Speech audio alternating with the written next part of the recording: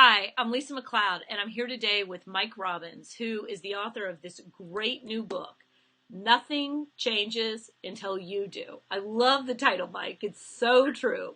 Now, Mike coaches and works with teams at Google and Yahoo and Evernote. So if anybody knows about change in a rapid environment, it's him.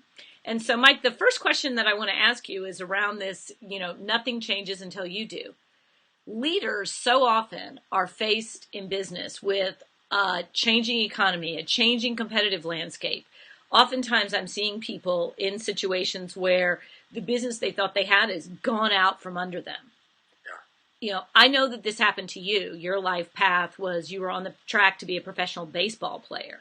You had been that way since a little kid. You were in the minors, ready to be called up. All of a sudden, everything was gone. You injured your shoulder and you had to reinvent.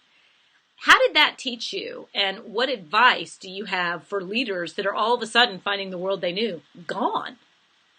Yeah, I appreciate you asking me, Lisa. I spent most of my life from the age of about 7 until I was in my mid-20s playing baseball. And, my dream since I was a little kid was to play in the major leagues. And even though I was in the minors with the Kansas City Royals and I was doing well, I got injured, I hurt my pitching arm, and all of a sudden I was forced to reinvent. It wasn't a choice, it wasn't something that I wanted to do, but it's what happened. And I think for me, that experience taught me a lot about the fact that one of the chapters in the book I talk about, it's not the circumstances, it's you. Because we're the common denominator in all of our relationships, in our lives. And for leaders today, I find, and you know this in the work that you do, so many things are changing. Technology's changing, the workforce is changing, so many different things are going on. The economy has changed quite a bit, especially in the last 5 or 6 years, that it's really about people looking within themselves and finding what's real and what's true and what's important to them so that they can reinvent, if you will, in the jobs that they're in or potentially in finding something new to do. And that's not always the easiest thing. Well, one of the things that you and I talked in a private conversation about, and I want to now make it public, is this notion that this is more challenging for men.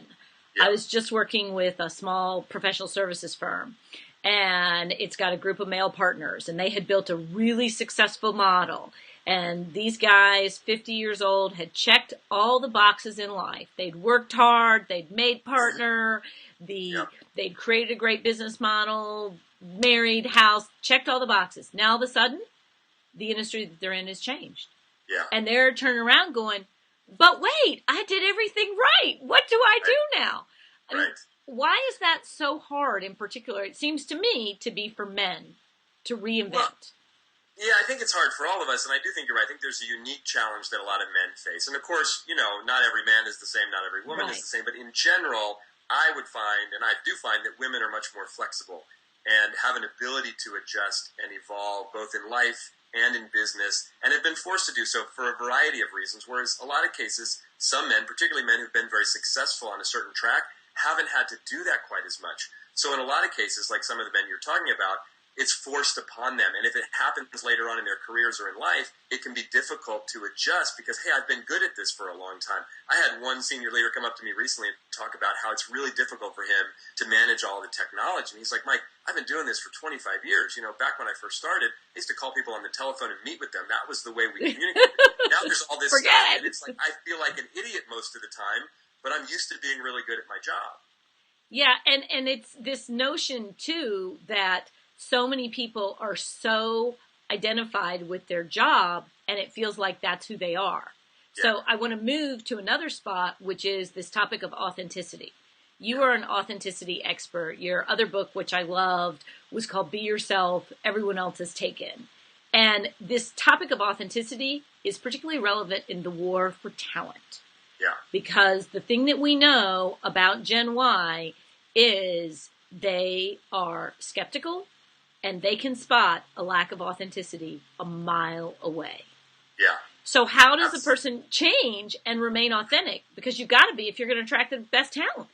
Absolutely. Well, you're right. I mean, look, Gen Y doesn't care about your title. They don't care about your resume. They don't care about how long you've worked and what you've done. And not that they shouldn't necessarily. In some cases, it's seen as disrespectful and can be, quite frankly. But underneath it, I think, is a genuine sense for authenticity. Like you said, they can sort of smell it. They can sense it. So if you're going to connect with those folks in that generation in particular, you got to be real. That means you got to be willing to admit when you make mistakes. You got to be willing to be open. You got to ask for feedback. You got to even be vulnerable, which for a lot of people, particularly senior leaders, can be difficult and challenging. But another really important piece of this, Lisa, and I know you know this because, you created the business concept of noble purpose. The piece of authenticity that's often most important, particularly for talent, is being able to work for a purpose, work for something that's greater than just a paycheck. And not only for themselves, but they want to see that in you as a leader. What's your purpose? What really matters to you? That's a way that you have to be able to communicate with these folks in a way that's actually going to have them trust you and want to follow you.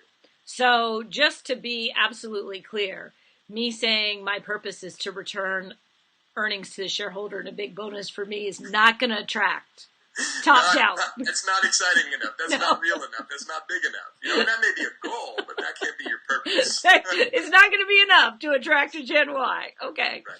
So I want to leave the viewer with a tip or two. Yeah. So imagine that you're coaching, and I know you coach a lot of senior executives and work with a senior team. You're coaching a senior team. The leaders are facing a big change in the business landscape.